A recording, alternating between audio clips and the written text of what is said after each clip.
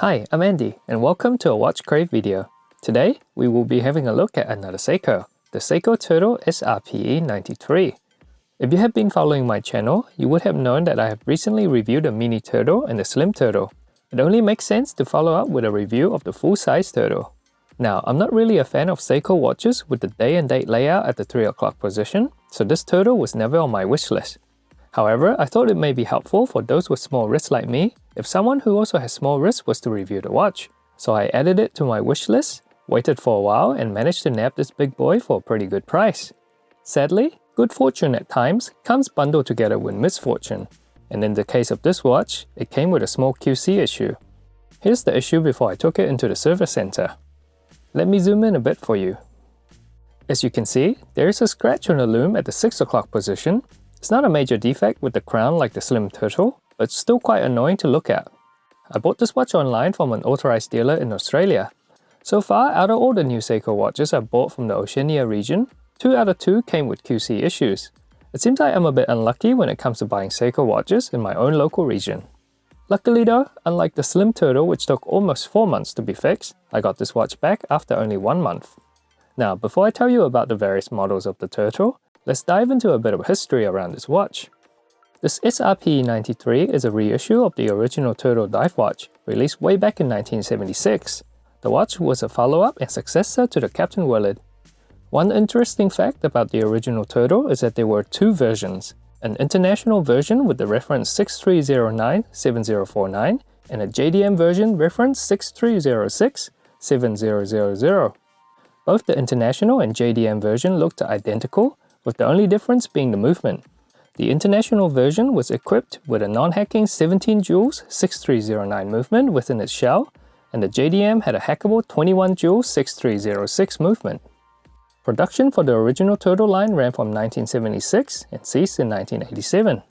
Almost 30 years later, in late 2015, Seiko announced the revival of the Turtle line, and it's been going strong since then, with almost 3 dozen different Turtle models released since. As there are so many models, I will be covering just the current ones listed on Seiko's websites. But here's a quick taste of all the ones I managed to find.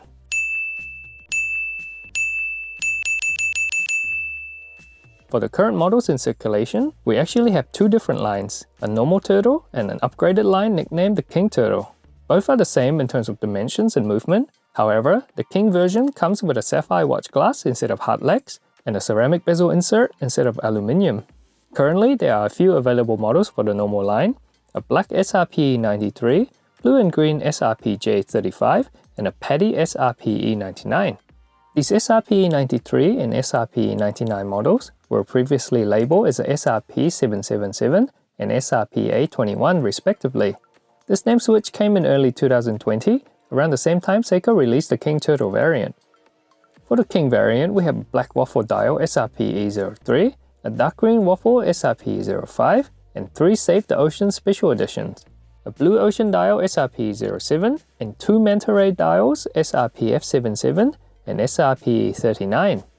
Now in terms of price, the SRPE93 is the most affordable with a retail price of $495, followed by the SRPJ35 at $525 and SRPE99 at $550. The King variants are a bit more pricey, with the rubber strap versions retailing at just under $600 and the bracelet version being slightly over $600. As always with Seiko watches, if you want to get the best bang for your bucks, wait for sales and buy the watch then. Onto the packaging. Here we have the packaging for the Oceania region. First we have a pretty thick outer Seiko box that houses the inner watch box. The inner watch box is white on the outside and black on the inside. There is no physical manual or guarantee, as those are now offered in digital form in this region. Now with all of that out the way, let's check out the watch dimensions and specs. The watch has a diameter of 42.3mm, it is 13.4mm thick. The caseback does have a slightly protruding logo, which contributes a tiny bit to this thickness. The lug width is 22mm.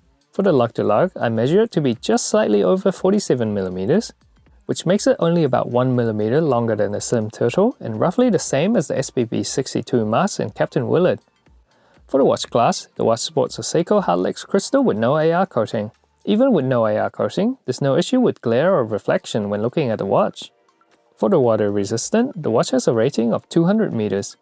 On the stock silicone rubber strap, the watch weighs in at 124 grams.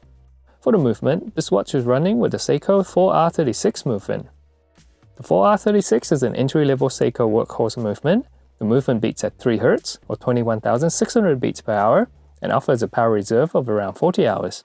It features a day and date complication and also hex and hand wind. In terms of accuracy, Seiko states the accuracy range is -35 to +40 seconds per day. For this watch, I measured running at +7 seconds per day, which is quite acceptable for this movement. Next up, let's have a look at the watch exterior and design. The watch sports the famous cushion case made from stainless steel. In case you're wondering why it's nicknamed the turtle, it's because the case sort of looks like a turtle silhouette when viewed at a couple of different angles. Can you see it? Anyway, the case has a brush finish applied on top and high polish on the sides. The sides also bevel down to the bottom of the case. There's a crown guard at the 4 o'clock position. The crown guard has a nice bevel to it and also has a high polish finish. We also have 2 pairs of jewel lugs, akin to other Seiko's divers. As always with Seiko watches, there's no sharp points or edges to worry about. The back of the case is also polished. We have a screw-down case back decorated with the Seiko Wave logo. The logo is protruded from the case by about 0.2 mm, adding to the overall thickness of the watch. However, it's not noticeable on the wrist. The surrounding part of the case back is laser printed with the Seiko and Prospect logo, along with the serial number and other decorative text. Overall, the case finishing is fairly simple, but well executed.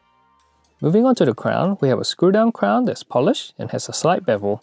The crown is unsigned and is quite comfortable to grip. I do have to mention that the crown operation feels a little gritty and isn't as smooth as the more expensive Prospect watches like the Slim Turtle and the 62 Mars.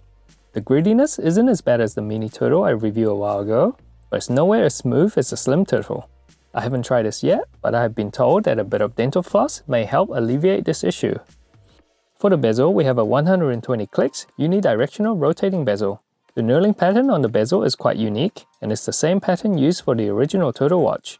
I don't know the exact name for it, but it kinda looks like a chocolate block to me. Please comment down below if you know the exact name for this pattern. Anyway, the bezel is well finished, very smooth to touch, but also very easy to grip. It also turns very smoothly without any issues. There's also not much backplay. The bezel insert is made of aluminium, is painted black, and decorated with a standard diving timer in white. There's a lume pip at the 12 o'clock position. The lume pip itself is recessed and protected by a hardlex top glass. And the most important thing, the bezel insert is actually well aligned. I guess I dodged one of the most common Seiko QC issues, but caught an uncommon one with the scratch lume index.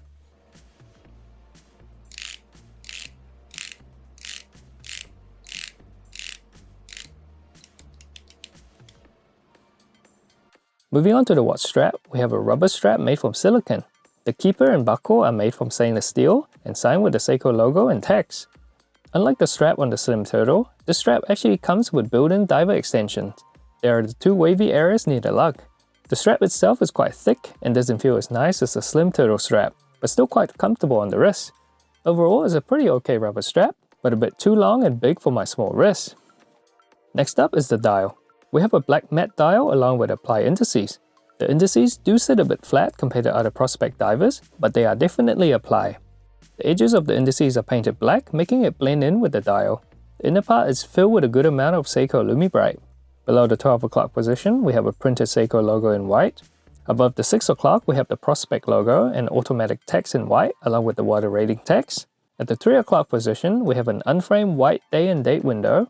On any Turtle watches produced after mid-2021, there would be a small lume index to the right of the date window to meet the ISO dive watch requirements. This watch did have one, but the dial was replaced to fix the scratch lume issue mentioned previously. For the hands, first we have a small syringe hour hand and an arrow-style minute hand. Both of these hands have a polished finish and are filled with lume. As for the second hand, we have a needle-style hand with a lollipop counterweight filled with lume. It's painted black on one half and polished on the other half.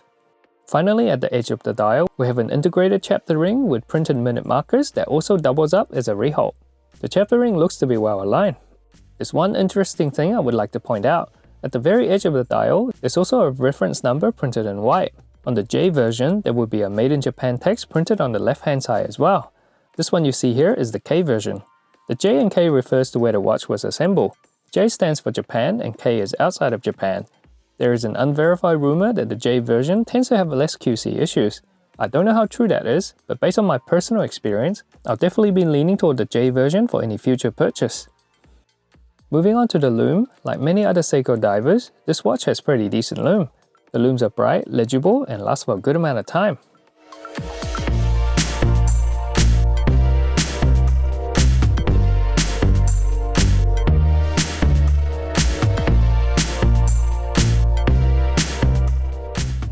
As for the wrist fit, this watch may be huge in width, but is pretty standard in terms of length. With the diameters of 45mm and the lug-to-lug of 47mm, I reckon the watch fits pretty nicely on my 6.2-inch wrist.